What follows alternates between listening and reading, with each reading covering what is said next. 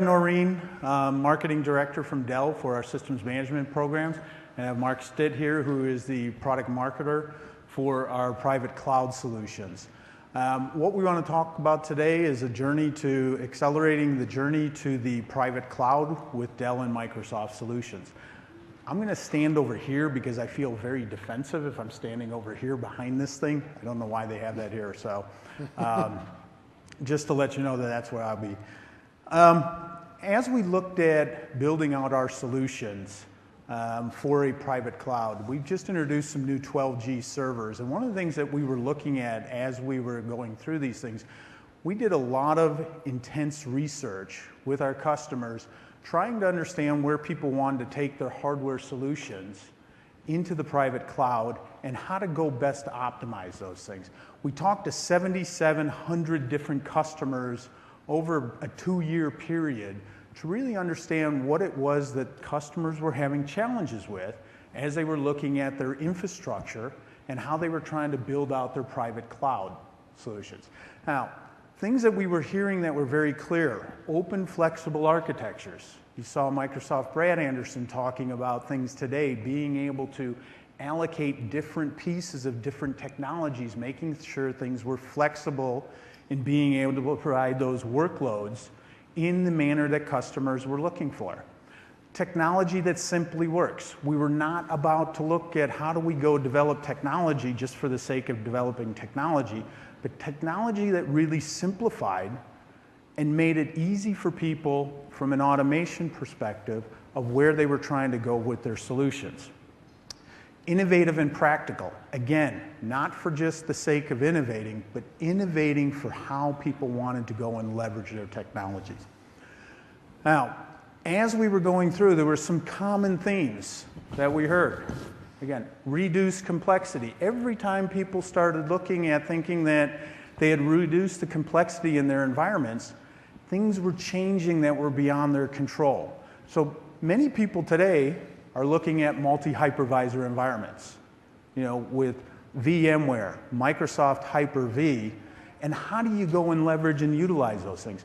Well, there's complexity when you start looking at the different hypervisors and how you go manage the underlying architecture that's underneath there. And I'll talk about that here in a minute.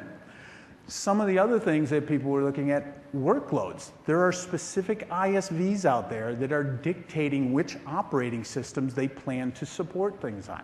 So if I don't have that operating system as part of my solution, I have to now look at how do I go manage that environment. I'm going to talk about our point of view and how we're looking at reducing a lot of those complexities and how people are looking at those different environments, how we simplify that operations for being able to manage those different environments. Then there's the dynamic IT operations. So as you start looking, I want to be very quickly able to do things that Microsoft Brad Anderson was showing today. How do I quickly go and deploy more resources? I need more storage immediately. I need to deploy this application very quickly. It shouldn't take me 5 weeks to go deploy a web server or to add more storage to my environment. And Mark's going to talk a little bit about how we're implementing and what we're doing in that IT operations area for simplifying that with our Microsoft solutions. As you get into the top of there, every customer we talked to, they wanted to leverage the existing frameworks that they had in place today. Don't tell me to go throw away things that I'm currently using and tell me this is the way to go do this. We want to leverage things like Microsoft System Center as we're building out our private clouds or as we're managing our hardware, and we want to do it in a consistent manner. So our point of view is really to simplify things, starting with the IT infrastructure, and I'm going to go through and talk a lot about what we've done in that area. Mark's going to cover a lot more around the operations and then also from a workloads perspective, and the Microsoft pieces that you saw today about simplifying just the workloads plays along very well in here. I'm going to start at the bottom here, and one of the things that we heard from a lot of customers was automate as much of the process as you can. I spend a tremendous amount of resources and time just doing the mundane tasks. Going out and configuring a server takes X amount of time to configure it. All the BIOS settings, all the NIC address, all the NIC settings on that thing. all the RAID card settings on there. I want that to be automated. And oh, by the way, if you can remove those agents, that would be even better. That's where we're driving to. So if you think about it, if I have to have an agent for Linux, I have to have an agent for VMware, I have to have an agent for Microsoft, I have to have an agent for anything else I want to do. Our goal and where we're going to is remove all those agents for the entire life cycle of that server. And I'll go through some of that here in a minute as to what I mean by that life cycle of the server. I want to be able to manage my servers. If it's an ESXi box, I want to manage my ESXi box through Microsoft System Center the same way I manage my Windows boxes. I want to manage my Linux boxes that way. I don't want to care what's running on top of that processor if I want to go make any hardware configuration changes or manage that server. That is what we're driving to with our integrations and our innovations of what we're doing. Treat management as an end-to-end process. So a lot of the things that Mark's going to talk about. How do I make sure that we're working together from an IT operations perspective, leveraging the IT infrastructure below it to make it simple and automate the processes below it? And again, integrating in with the existing systems management frameworks that people have. So Microsoft or any of the other things that people have, very critical to what we're doing as far as integrating into those different environments, leveraging the things that I'm going to go talk about here in a minute. Now, we want to empower IT to respond rapidly to changes. So you heard Microsoft talking about where they're going, very similar goals as to where we're heading with what we're doing. Now, our lifecycle controller, our iDRAC with lifecycle controller, which is now in our second generation from an introduction perspective, allows for the automation of a lot of the key pieces. And as I started looking at systems management, you can really bucketize it in a couple of different areas when you start talking about IT infrastructure, especially those servers. I need to deploy my servers, I need to update those servers, I need to monitor those servers, and I need to maintain those servers. So when you start looking at what we've done, we've taken the intelligence that typically had been residing in a software agent, and we've actually embedded that into our hardware, onto our iDRAC with Lifecycle Controller. Now, things like, some of the couple of things that it does. You saw Brad's demo today, where he typed in the IP address when they had a brand new server that was added into the infrastructure. What if I could tell you, if you order your next Dell server, and you plug the power cable into the wall, you plug the network cable into the wall, and you go back to your Microsoft System Center Configuration Manager, that server is already in that console, ready for you to do what you need to do to deploy it. You do not even have to power the system on. It will be in there. You can now push out a configuration file. You can do all the things that Brad talked about, or you can use our Lifecycle Controller, which allows you to take a configuration file and push all of the configuration information out to it, including network partitioning for the NICs, all the RAID settings, all the LAM settings, all the BIOS settings that you may want to have on that system. Fully automated. Think about the simple, easy way of doing that. I can now go set my systems up in very little face time from an administration perspective, and I don't have to worry about manual entering errors or things that may occur when I'm putting that information in there. So I have a nice, consistent way of doing that.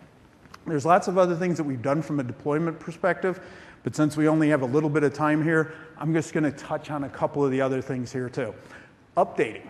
How many people have ESXi in their environments? How difficult do you find it to update firmware and BIOS on those systems? Pretty difficult. With our introduction and with the Lifecycle Controller, with our iDRAC, if you go to your System Center Configuration Manager, you can actually push out the BIOS, firmware, any updates out to the iDRAC with Lifecycle Controller, and you have the opportunity now to tell it to immediately reboot that system. And again, this is for Windows, ESXi, anything you're running as far as that operating system, so I don't need any special tools. You can tell it on the next reboot, go ahead and apply those updates, or you can schedule it. So we've had some customers who tell me that between 3 and 5 a.m. is the only time I have to go and service my systems on a Saturday. I can tell you, nobody wants me touching any systems at 3 to 5 a.m. on a Saturday morning. There probably will be lots of manual problems that I introduced in that situation. So this now allows you to schedule those updates. Again, it could be every Dell server, Windows, ESXi, so that you are now compliant with the same configuration on all of those environments. The other thing that it does also is it tracks all those changes. Every single change is tracked on what we call the Lifecycle Controller Forever log. It can contain over 1 million entries, and once it hits that 1 million entries, it rolls over and will just continue to take the first in, first out type of approach. If you look at that, you now have a clear understanding of what the history has been for the system. If you make a configuration change, it is captured on that system. You can now export that out to an XML file and import it in, say, an Excel spreadsheet. I've talked to many customers. Their ways of tracking changes that they're doing on their systems is they manually go into an Excel spreadsheet and they track all of those. Well, I have to wear my glasses if I want to read anything. If I look at the keys on a keyboard, 6 and 7 are very close together. If I don't have my glasses on, very quickly I look like I'm out of compliance if I get audited by my corporation. Freedom from agent-based monitoring. With our 12G systems, you do not have to have an agent in order to monitor any of the key components that's in that server. That includes your RAID cards, it includes your network drive, or your drives, it includes your network drives, or your networks. One of the key demonstrations that we like to show is we don't even have an operating system on the system, and we go into the iDRAC with Lifecycle Controller, and we can actually show what network traffic is going on. We can actually show if this thing is partitioned in a certain manner from a network partitioning. So that 10 gig NIC could be carved up into 5 2 gig NICs, and you can see what traffic's happening across those. So it's a very detailed amount of information that you're getting that is coming right from that iDRAC with Lifecycle Controller, right from the system board and all the information that's on there. I'll talk a little bit about what the benefits of that is in a minute here. Oh, the last piece I kind of want to talk about is improved uptime. I kind of look at this as building an insurance policy. You know, if you have a motherboard that goes bad on your systems, one of the things that the Lifecycle Controller has is the ability to take and reconfigure that motherboard, all the settings that were on the motherboard, the BIOS, the MAC address, the service tag. When that system board is replaced, you just do a restore. It takes about 2 hours to do the restore, and you are back up and running and in business. Same thing for any part that's in the system. It will automatically recognize a new part has been put in. Think about that if you get a new part that maybe your system is a year old and you've never updated the firmware. Guess what probably happened with that new RAID card or the new network card that you got? Probably has newer firmware. Might be something you haven't qualified in your solution. The Lifecycle Controller will actually back rev it to the rev that was back on that system. So you are back in that state. And you actually have options that you can set in the Lifecycle Controller. Maybe you wanted the newer one, let it take the newer one. You set it for how you want it to happen when that replacement happens. The other thing that you have is when you do your firmware updates, if for some reason something didn't work, you actually have the ability to roll it back without having to go find any information. A couple of things from a benefits perspective when you start looking at the agent-free pieces. Brad talked a lot about moving VMs, from VM to a VM, virtual to physical, physical to virtual. Anybody know where the agents typically reside when you're looking at, let's just say, an ESX, a VMware environment? It's in the hypervisor. It's not in the guest OS. So if I move a workload from a virtual machine from, say, a VMware environment over to a Microsoft environment, either I'm going to have to install an agent, because there's no agents. I'm not going to be able to monitor those environments. So it helps for being able to do that. I don't have CPUs being wasted by doing the monitoring. It reduces the the amount of things that I have to do separately. So I don't have to manage a Windows box differently than an ESXi box versus a Linux box. I use SCCM for everything. And I just use and monitor or use and update those systems that way. Now, our lifecycle controller integration, we've integrated it in with System Center Configuration Manager that I've been talking about. We also have the other option. We still do have our agents. So customers that still want to do agentry-based management, we still offer that, and we still have a management pack that integrates in with that. We also have the ability of doing updates through Configuration Manager for both clients and our servers through our catalogs. And we will be introducing the SCOM management pack that will allow you to monitor those systems without an agent. So moving completely over to those types of environments. And then we'll be looking at integrating in with SCVMM, our lifecycle controller integration. So if you saw what lifecycle controller, lots of automation, lots of different things that you can actually do with the product. And this is where we're driving a lot of the things. Now, talked a little bit about some of the key pieces here. I'm going to show some scripts here for what you're able to do. If you don't want to, if you want to specifically, we've got customers that want to configure and make customized types of environments. You actually have the ability to do certain things with the lifecycle controller in that regards too. So I want to talk a little bit about a couple of scenarios here. I want to talk about getting inventory. I want to talk a little bit about a script that will allow you to do power control. And then I'm going to talk about configuration management. And then I want to talk a little bit about managing the BIOS configuration. Now, one of the things that you can do with the lifecycle controller, I had one customer who said, you know, we get our systems in, and Mark's going to talk a little bit about some V-starts and some of the things that we're delivering as solutions. I don't know how a lot of you guys look at things, but as we talk to customers, a lot of them had systems that they had a configuration that they had qualified, which included all the firmware levels, all the different pieces. When they got a system in, it had to be this rev of the firmware, because that's what they had qualified. We had a customer who just said, is there a simple way that I can get a Dell server? So remember I talked about being able to just plug the system into the wall, plug the network cable in the wall, not even power it up? I can actually run this script here to run an inventory, and it will tell me everything that's on that system while the system is still not even powered on. No Pixie boot was needed. I didn't have to boot to anything. The lifecycle controller is giving me all this information, so I know all the firmware versions, I know what the BIOS version is, I have all that information at my hands, and I can go and change those things. I'll show you how you can change those here in a minute. Now, I also want to be able to do certain things like boot the system up.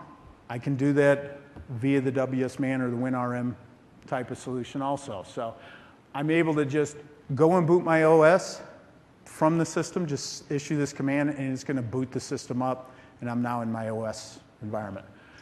If I want to go and change my boot order, I can do that. I mean, I've only picked, there's 4 different scripts here. We have over 100 different scripts that sit out on Dell Tech Center from a library perspective for people who want to go and build their own types of solutions around this type of environment.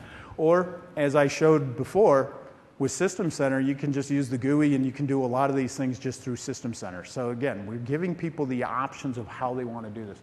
This will allow me now to go in and change the boot order for my, let's say I don't want to boot from the local drives. I want to boot from a LAN.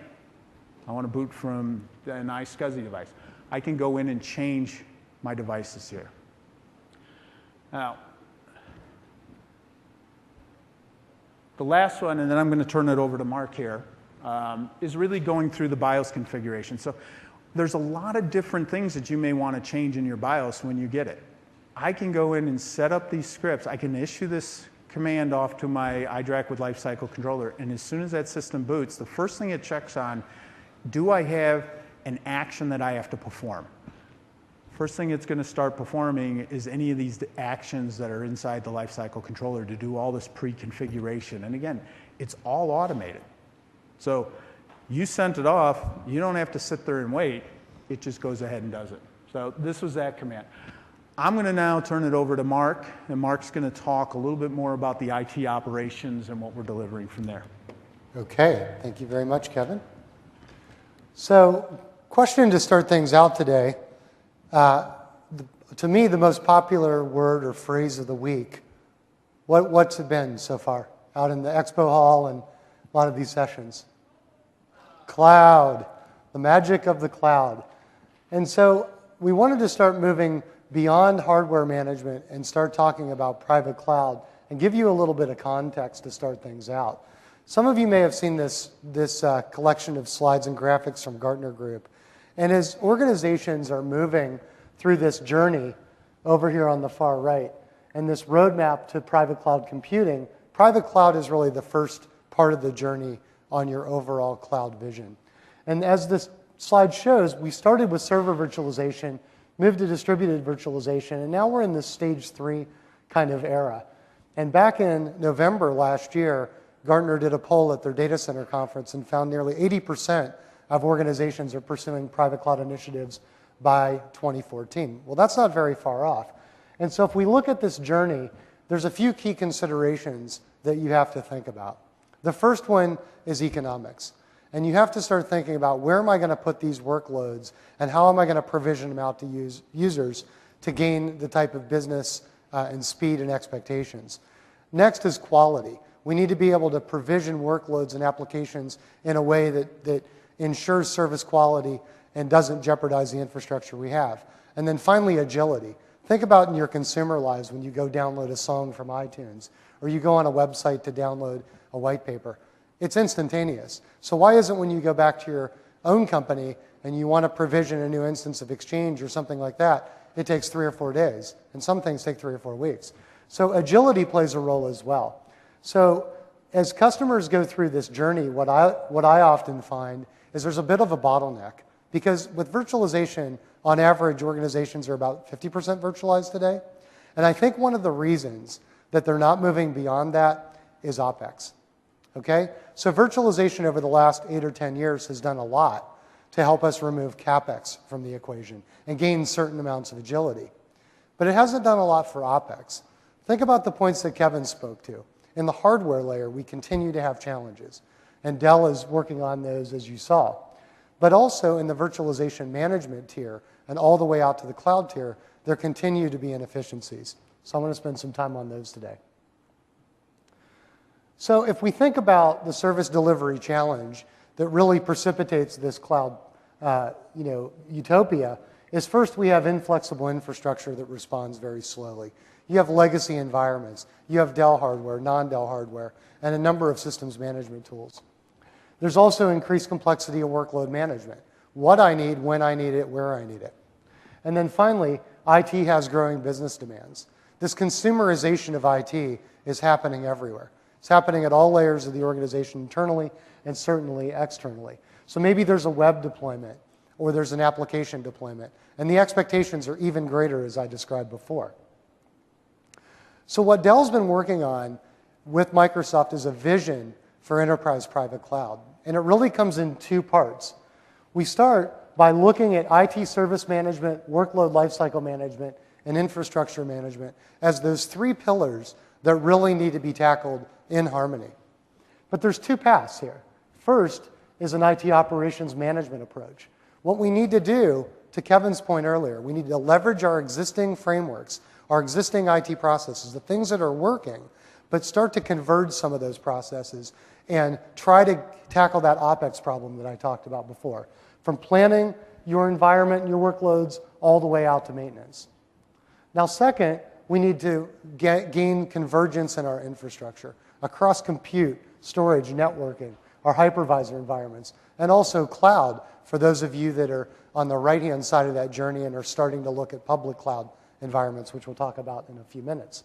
So let's dive into each one of these, first with IT operations management. So our VIS portfolio is principally built to tackle this fundamental problem. First, we help you dynamically manage both physical and virtual environments in a heterogeneous way. So this could be Hyper-V, this could be VMware. Again, Dell hardware, non-Dell hardware. And that starts to be like what a lot of your environments are. I saw a lot of hands raised when Kevin asked how many of you have ESX. Many of you have Hyper-V as well. we start to move into enabling automated and policy-driven workload management. So think about those words, automated. We need to leverage that infrastructure in a pooled way across multiple hypervisors and hardware configurations to gain that agility that we need.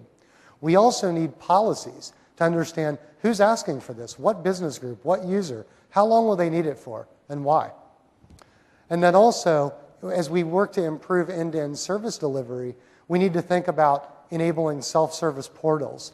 We need showback, the cost for the use of infrastructure, and we need to manage both server and VDI workloads. So these are the things that the Dell VIS portfolio focuses on. And some of our design tenets that I've mentioned at the bottom span the types of environments that you already have to gain that reuse and efficiency. Now, I talked for a moment about enabling this cloud journey. And this is really what the slide kind of mimics the Gartner slide before. As we move to the right, from virtualization to private cloud, and now moving out to public cloud, many of you are starting to experience some hybrid environments. And the hard part about a hybrid environment is you might have 90% on-premise and 10% off-premise. But what happens to those workloads? Well, what you really need to do is to increase your automation and enable workload deployment both on-premise and off-premise. That's where things are going.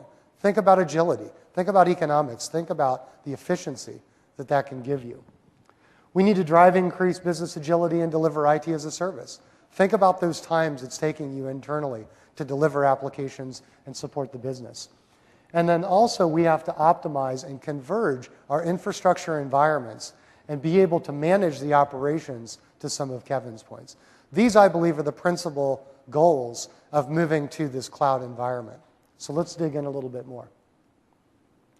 So our VIS portfolio with Microsoft Systems Center is really displayed here.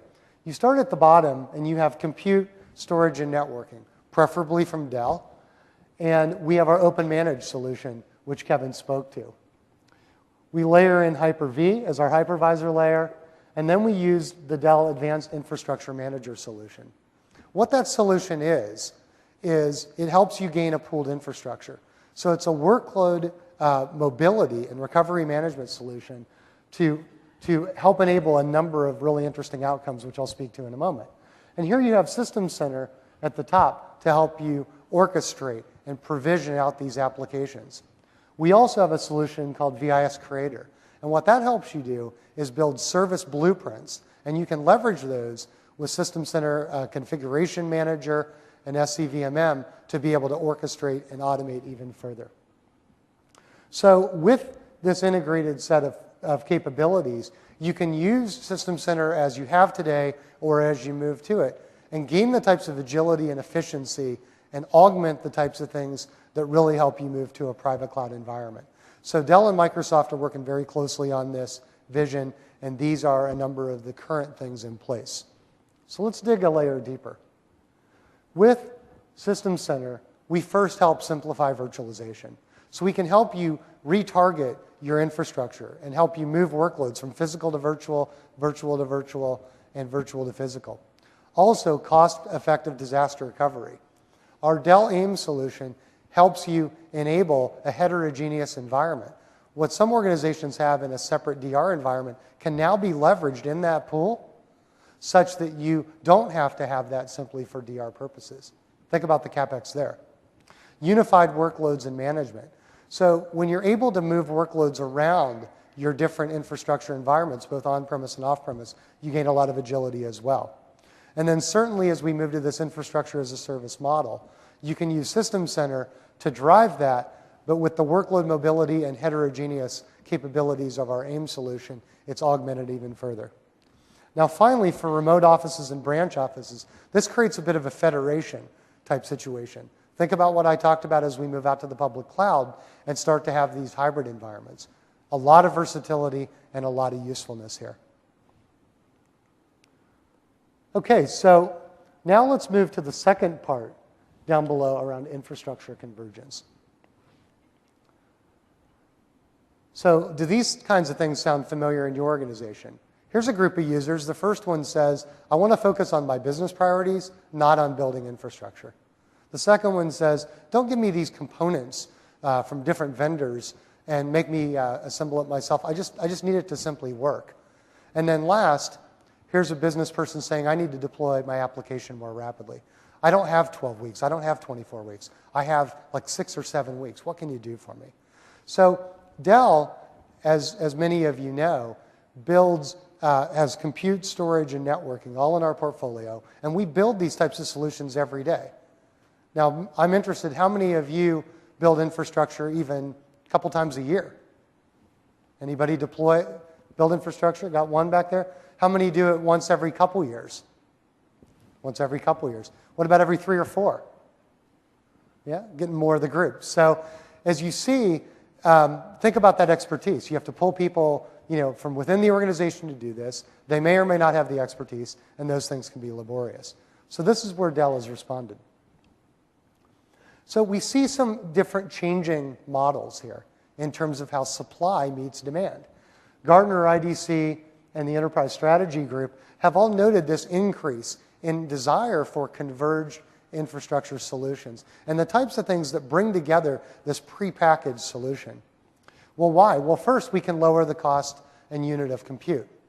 We can also have faster infrastructure deployment.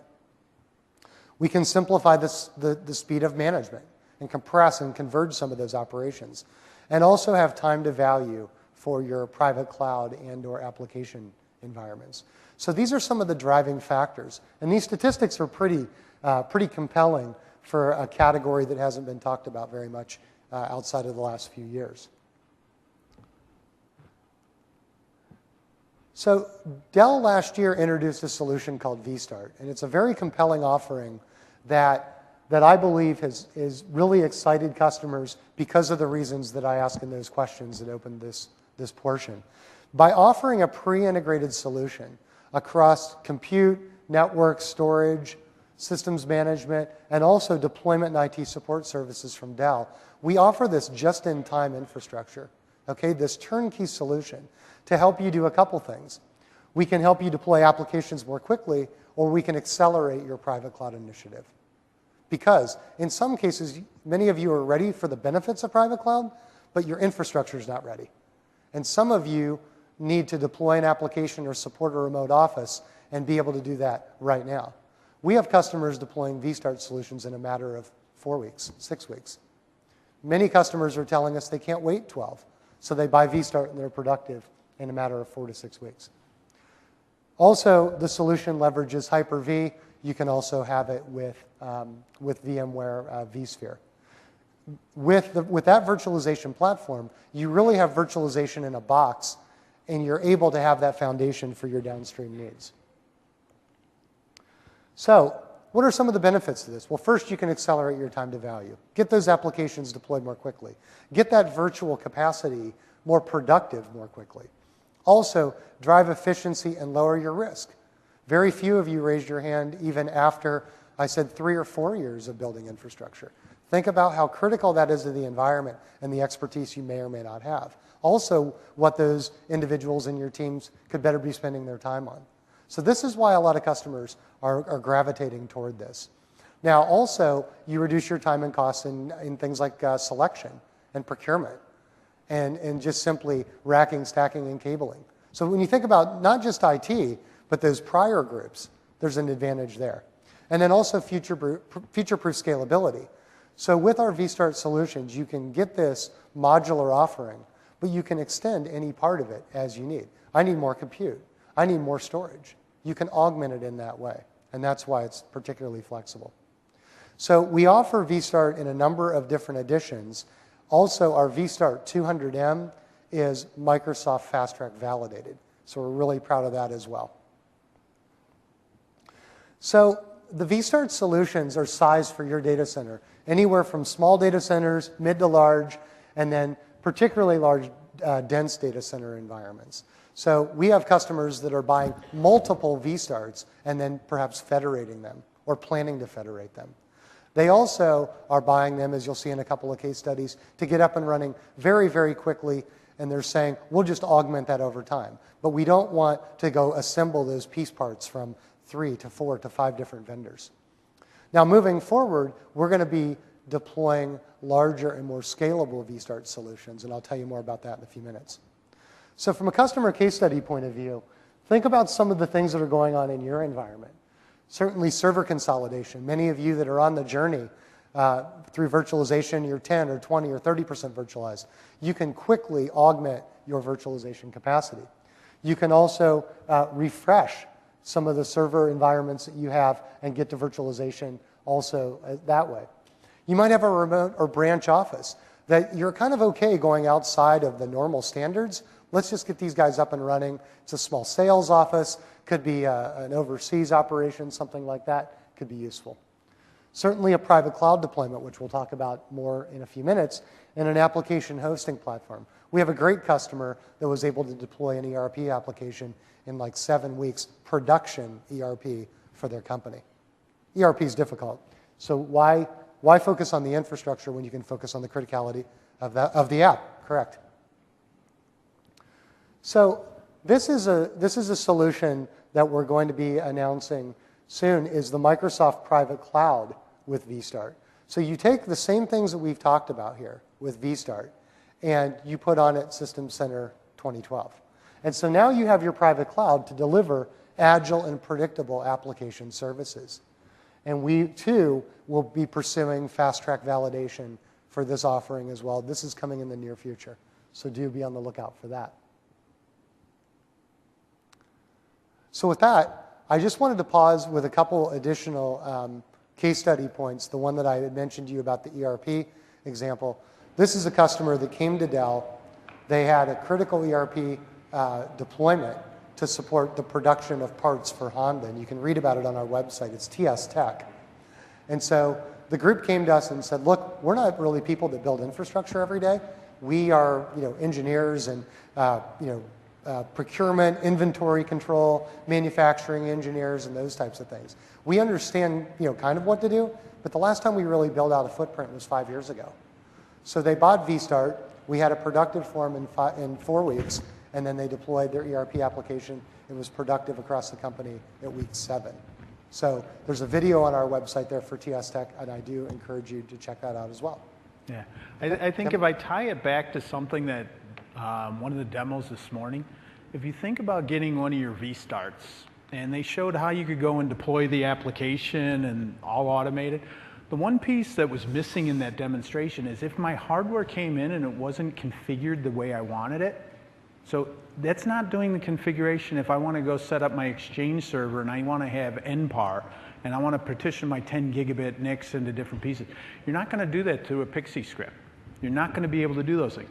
Combining it with the iDRAC with Lifecycle Controller, so you get the vStart in, I want to configure these systems, and one of the things that we didn't talk about, I can actually point to one of my existing systems, pull the configuration off of that one, and apply it to one of these bare metal systems. It will then configure it. Now you go through and you do exactly what they were showing, and I think it was VJ who was showing it this morning, that he went in, installed the operating system, installed the application, and they were up and running. So combining it with the Dell pieces that we're delivering with the unique things that Microsoft System Center is delivering is key to being able to deploy these things very, very quickly and simplifying your guys' lives. I do want to make one other comment. Sandra's going to be out there. We're passing out DVDs of our Open Managed Integration Suite and some of the things that we already have implemented into all those things that I talked about. So there are free CDs that we're passing out for you guys to play around with that. Anybody have any questions? No? Stop by our booth the rest of the week here. Yeah, stop by stop by our booth. I'll be there if somebody wants to ask a question there privately. Oh, there's also another breakout. I think it's tomorrow at the same time, same room. Same bat time, same bat channel. Oh, I'm probably a little bit older than a lot of you guys. You may not have remembered Adam West as Batman. Thank you very much. Thank you.